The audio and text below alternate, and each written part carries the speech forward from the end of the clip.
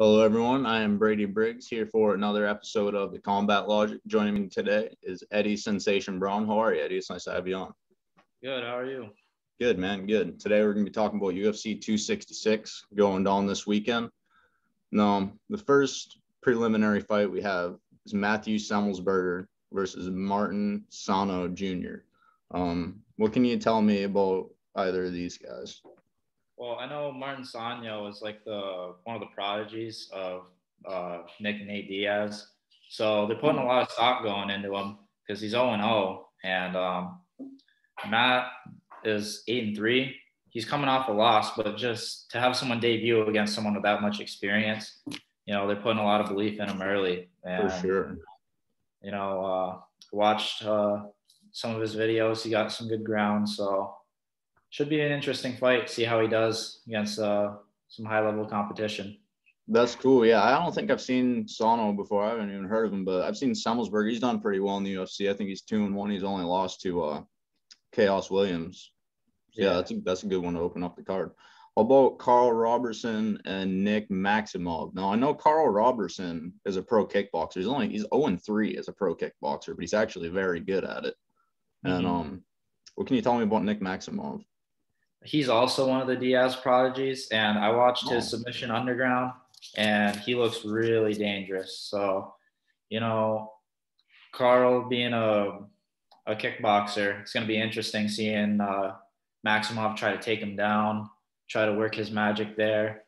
And he's only 1-0 in MMA, so they're putting a lot of stock in this guy too.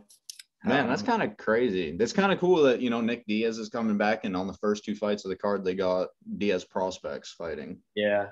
That's really cool. So, yeah, 0-0 fighting an 8-2 or 8-3, and then a 1-0 fighting, I think Robertson is 9-4. Yep. Yeah, that's crazy. Robertson's pretty well-rounded, though. So, I mean, if he can negate the ground, it should be his game. Yeah, I think so, for sure. How about Manan Ferrial and Mayra Bueno Silva? So I was looking into this one. Silva really wants to get the submission. That's her thing. But Manan Ferrial, I think that's how you say it. Yeah. Is knocking everyone out, it looks like. So yeah, she's a good striker. Yeah. She's new to the UFC. I think she'll get it done. I think she'll get the KO in her debut. Yeah, that sounds like a good pick. So before we get into the prelims, the regular preliminary card, there were a few announced bouts. First of which is Omar Morales and Jonathan Pierce. Now, Omar is a good fighter, but he got a late start. He's 35. I believe he's 10-2. Let's see. Oh, he's 11-1 actually. He's coming off a win over Shane Young. While Jonathan Pierce, what can you tell me about Jonathan Pierce? I didn't look into any of those recently announced fights yet. Ones. No. Yeah, that's okay. How about Roxanne Modafferi and Talita Santos? Wait, they just announced that? Roxanne Modafferi is pretty good. I know she's always pulling off upsets, like she did against Macy Barber. Mm-hmm. Very well-rounded. Can't dislike her either. She's a good personality in there. I think she'll get it done. Yeah. Talita Santos is actually 17-1. That's pretty surprising. Considering I've heard of her before. I can't put a face on her though for some reason. But yeah, Roxanne is very good at pulling off the upset. She's about as good as anybody at that. About Jalen Turner and Uros Medic. No, I know Jalen Turner, he doesn't have a great record either, but he's actually a really, really good fighter. He's a very slick striker. He's got a lot of range. He's actually got some power for being a skinny guy. He's coming off 2 finishes. Medic was the one who just got a first round KO, I believe. I think he beat, I can't remember, but I remember I bet against him and it didn't go very well. So It's hard to do that again. Turner, though, he's really long for the division, and if he plays it smart, he could keep the distance, especially with his boxing. But Medic just hits so hard, and we've seen Turner get knocked out before, so yeah, it's hard to say. I'm pretty sure he's been knocked out in 4 of his 5 losses, actually. Yeah. So, yeah, that should be interesting. I'm excited to see that because I loved watching Jalen Turner fight. Me too. He's a lot of fun to watch. All right, from here on out, we only got really good fights. So we're going to go with the first preliminary fight, Shamil Abdurakhimov versus Chris Daukaus. Now, this is like the 3rd time these two were put together. It kept getting canceled because of COVID or whatnot. Now, Abdurakhimov, he's pretty well-rounded talent, but Daukaus has some of the fastest hands, I think, at heavyweight. Oh, yeah. How do you see this one going? I got Daukaus winning by KO. I mean, so do I. 91% KO TKO rate. He's averages 8.4 knockouts per 15 minutes, or knockdowns, excuse me. Oh, wow, that's insane. That's unheard of, yeah. That really is unheard of. Wow. I knew he had fast hands. He's pretty accurate, too, man. He's a good fighter. I just don't see Shamil being able to avoid him long enough. Right, that's what I was thinking. 15 minutes, he's going to land something at some point. Yeah, because Shamil's a good fighter, but he's not very fast, and Chris is incredibly fast. And yeah, I think his striking's better. I don't think Abdurakhimov is going to get him down, even though he could. Yeah. Next up, this one was surprising. You said Dan Hooker on the prelims. He's going to be fighting Nasrat Haqparast, which is a very serious step down in competition for him. But Nasrat Haqparast is like one of the main prospects at lightweight right now. Like, he's got a kickboxing background, just like Dan Hooker does. This is going to be a good fight. They're both knockout artists. How do you see this one going? I think they're pretty similar, but I think Hooker, just with his height and reach, is going to edge this one out. It's a big risk for Hooker too, because he's coming off fighting Chandler to going down to an unranked guy. He's got a lot to lose and not much to gain here. I think this fight's incredible, though. It's flying right under the radar, and it should be a stylistic clash here. 2 strikers. It should be a fun one. I can't believe this is a prelim fight. Yeah, me either. And then, taking an unranked guy when he's ranked like number 5 or 6, it's kind of crazy. Not many people do that, especially at 155 pounds. We could see this become a confidence booster for him too. If he thinks he can, win handedly.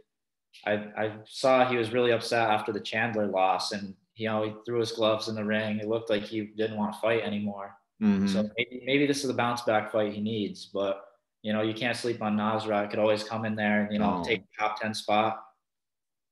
Yeah, he's definitely capable of that. I think a lot of that with Hooker was because since COVID started, he's had a couple fights. He lost both of them, he lost both of them, Dustin Poirier and Michael Chandler, and he had to wait to see his family like 60 or 90 days just because of the quarantining. So that makes sense to me. I'm glad to see him back, though. I'm super glad to see him back. Yeah, I don't know how he deals with that. That must be pretty rough. I saw he posted a thing. He was literally on the opposite side of a fence, and he just couldn't go see his family. And also, people don't give Hooker enough credit. He hung in there with Poirier all 5 rounds. That was, I think, that was the best fights of all time. And Poirier, no joke. Poirier could be champ, here pretty soon. Yeah, that was a straight up war. Like Max Holloway, I think, is the only guy that's been able to go 5 rounds with him like that, and not get knocked out. That's pretty remarkable. I think that could be why he lost the Chandler fight as easily as he did too, because he was coming off 2 back-to-back 5-round wars. Yeah, for sure. Took a lot of damage in both of those fights.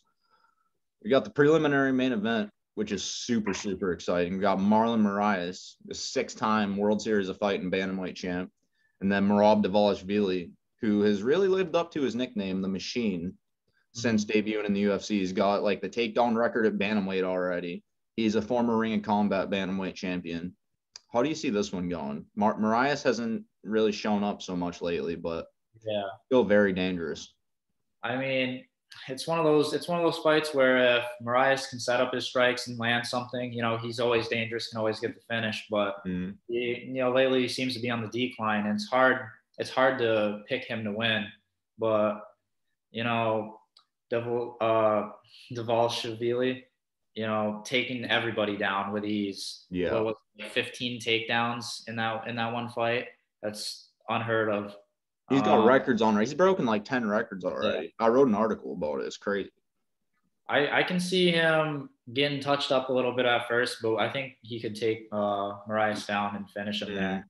And, it's sad because Moraes keeps getting put against, the next guys in line to go. Yeah.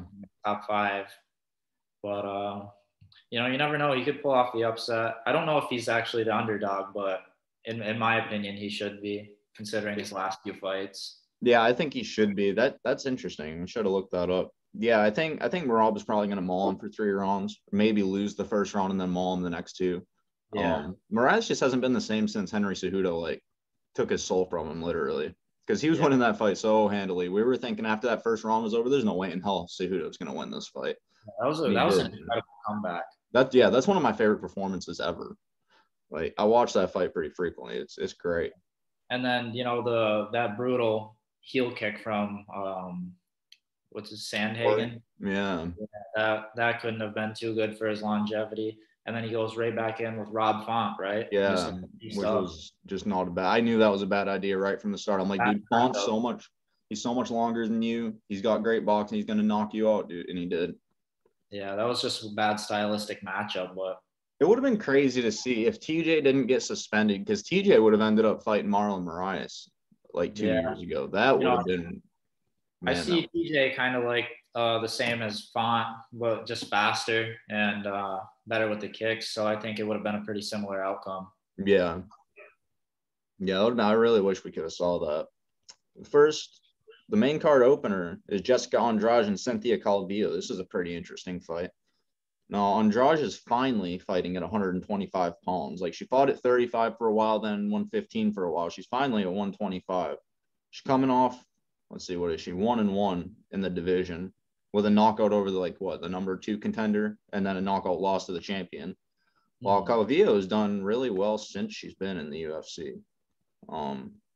She's coming off a loss to Caitlin Chukagian, who Andrade just knocked out, but she beat Jessica Eye in her fight before that. How do you see this one going down? You know, MMA math doesn't always work. Just because you beat someone and, you know, your opponent lost to them doesn't really mean much. But I still do think Andrade gets it done, probably using her speed and power, because Calvillo likes to go the distance, it seems like. Well, I don't know if she likes to, but her fights tend to go the whole 15.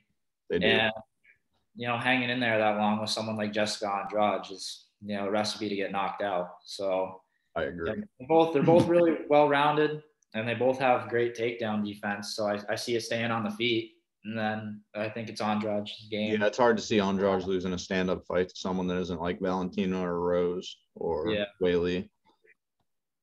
Curtis Blades is fighting Jarazino Rosenstrike. So we got a wrestling champion versus a kickboxing champion. This should be a super conflicting contrast of styles. How do you see this one going? I think Blades definitely has a chance of getting caught and like starched, but he also has a chance of mauling Jarazino. Yeah.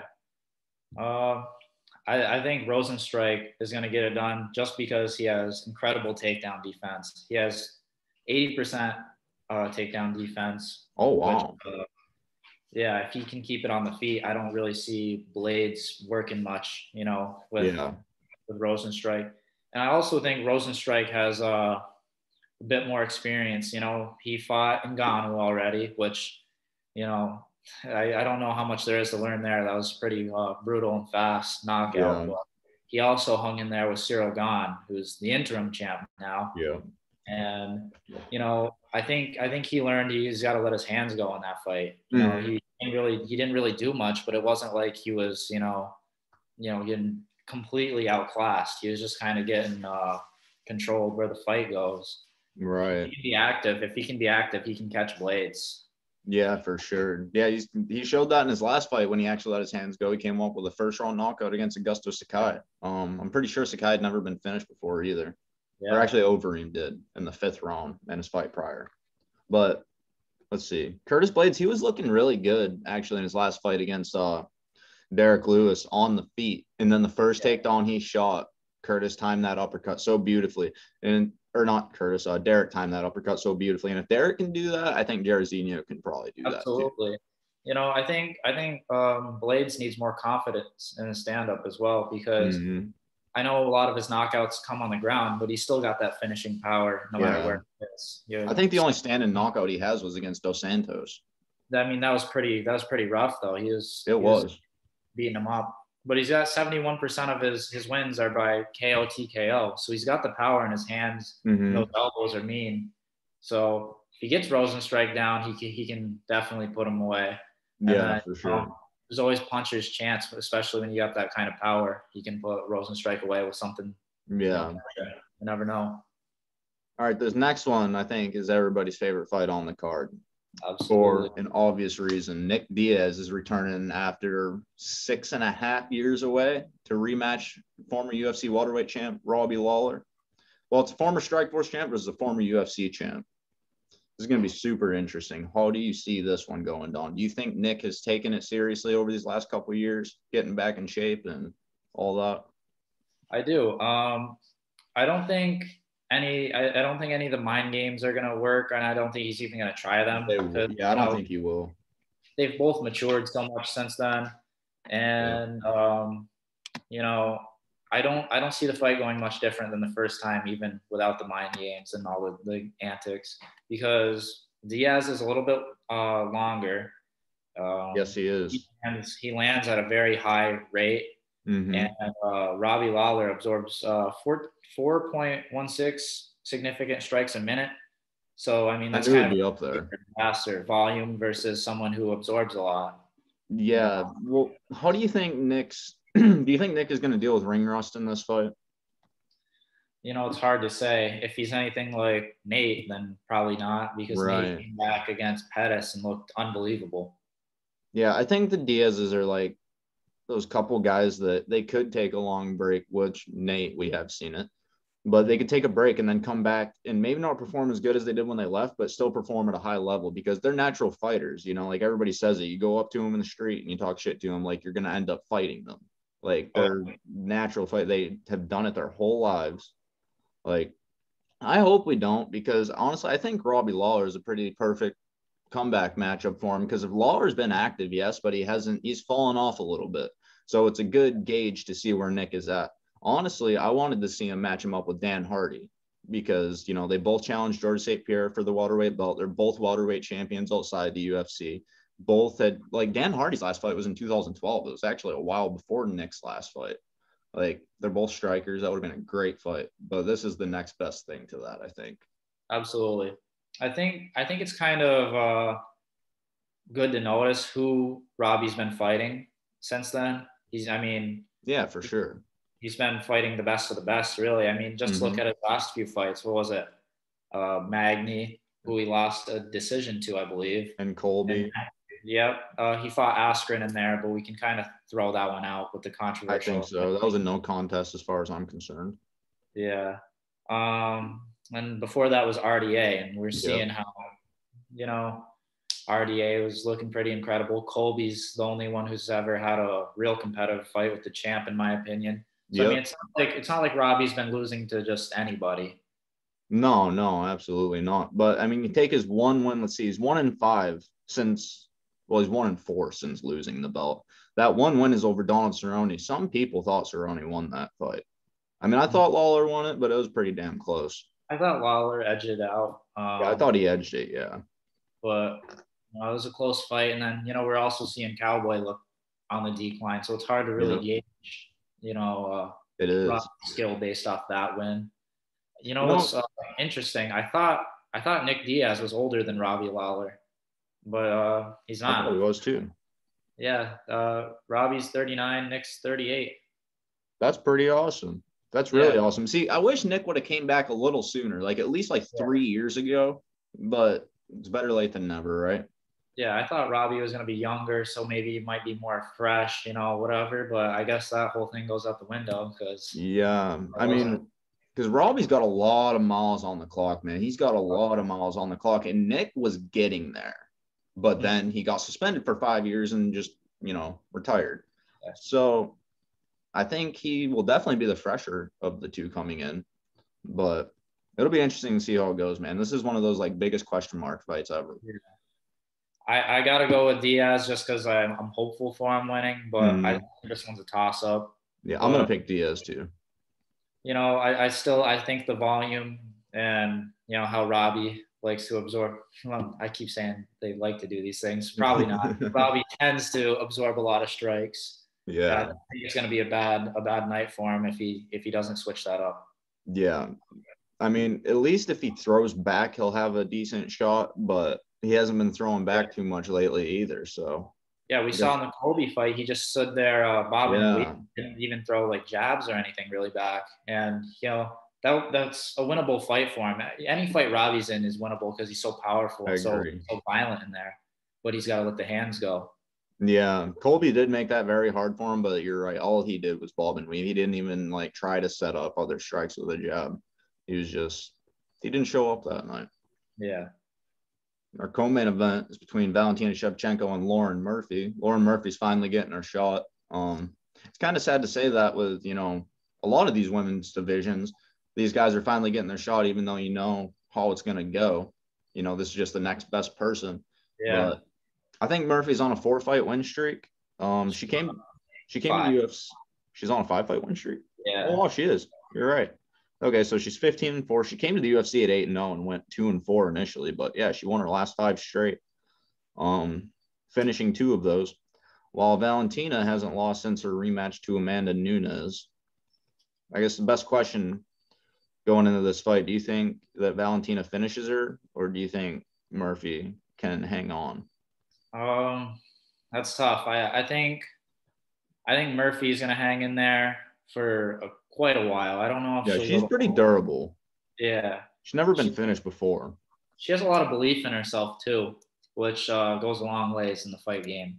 Yeah, she's if I was her, probably gonna have to make it a brawl because almost anywhere technically Valentina is better, more polished. Yeah. She's better in wrestling. She's better on the ground, obviously better on the feet. That's the thing that people don't realize about Valentina, or maybe they're just starting to realize, is her grappling is about as good as it gets for women's MMA. I mean, in my opinion, Shevchenko is the best women's fighter. That's what I think too. I think she beat Nunes in the second fight, and I think she was on her way to in the first fight, but it was only 3 rounds. Yep. She's smaller too, so. Yeah, that's what it is. She's smaller, but she's more technically. Yeah, and she almost beat her twice. Yeah, I think she's better too. For her division too, she's extremely powerful. I mean, we saw her go against Jessica Andrade, who everyone thinks is one of the most powerful women fighters of all time, and she just completely outworked her and outmuscled her on the ground. Yeah, it was incredibly impressive.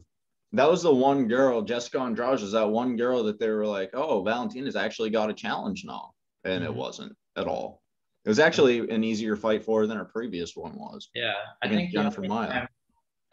Jennifer Maia, I think, was the last time we've seen Valentina look human, and that was only the first round. Yeah.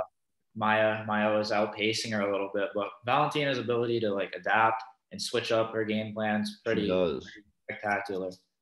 And then Maia couldn't get anything going after that. Yeah, she makes as good of mid-fight adjustments as anybody.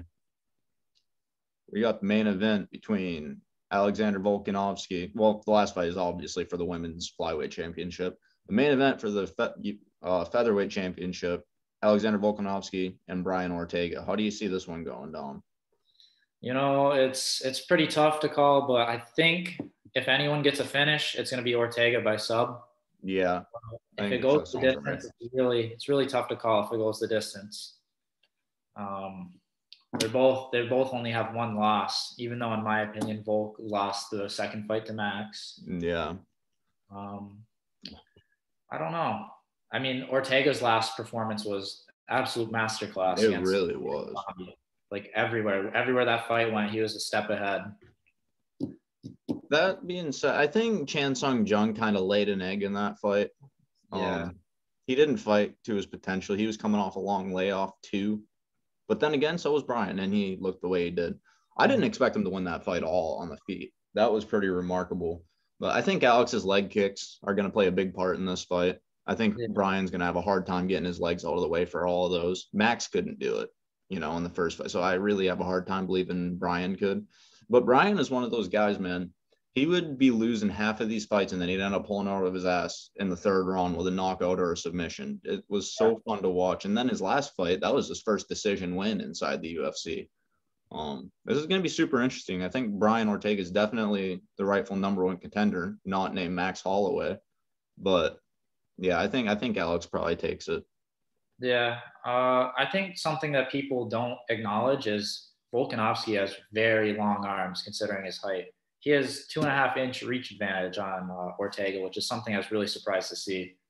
So, I mean, Mm, um, I think if I was Ortega's camp, I'd be focusing on a lot of pressure fighting. You mm, want to make Volkanovski shoot so you can get the submission because yeah, I don't see Ortega just taking him down really at me all. either. And on the feet, it's gonna be close. I think Ortega really needs to put on the pressure, use volume, and try to force a shot out of Volkanovski. Yeah, that's definitely the best way of winning. Or maybe even honestly getting a couple overhooks and going for a flying triangle, pulling guard, something. You Yeah. know, because on the Uh, feet, it's going to be hard to beat Volkanovski on the feet. Like someone like Max Holloway had a hard time doing it. He's yeah. one of the best strikers in all of MMA. The one thing I will say is I don't recall ever seeing Ortega really rocked, in any of his fights. No, So I think if his chin holds up the same as it has for the rest of his career, he might be able to put on the pressure with more confidence and not mm, worry about some of the things Volkanovski throws back. So he can get a hold of him without that worry of yeah. getting knocked out. We have Especially watching his yeah Max Holloway fight, seeing how he never really got rocked. That's pretty incredible. Not to mention he's had a while off. His most recent fight was what, 5 months ago, and he didn't take any damage in that fight at all. yeah So yeah, he'll be fresh coming in. yeah we have seen Volkanovski hurt too. So I mean, Mhm. Yeah, if Max hurt him. Chad Mendez hurt him. yeah, if Ortega plays it smart, he could actually get a finish that way too. We'll Yeah. see. This is going to be a really good fight. There's a lot of pride on the line too because they're coaching on the Ultimate Fighter. Yep.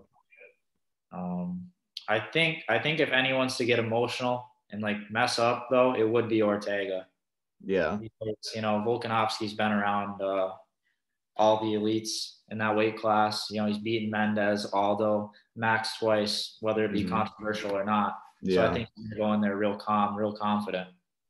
Yeah, I would if I was him. I mean, honestly, I think it's his fight to win, but I would really love to see Ortega win. And if Ortega does win, he said he didn't even consider himself the legitimate champion because he would still have to beat Max, which is a very respectable thing to say. All Yeah.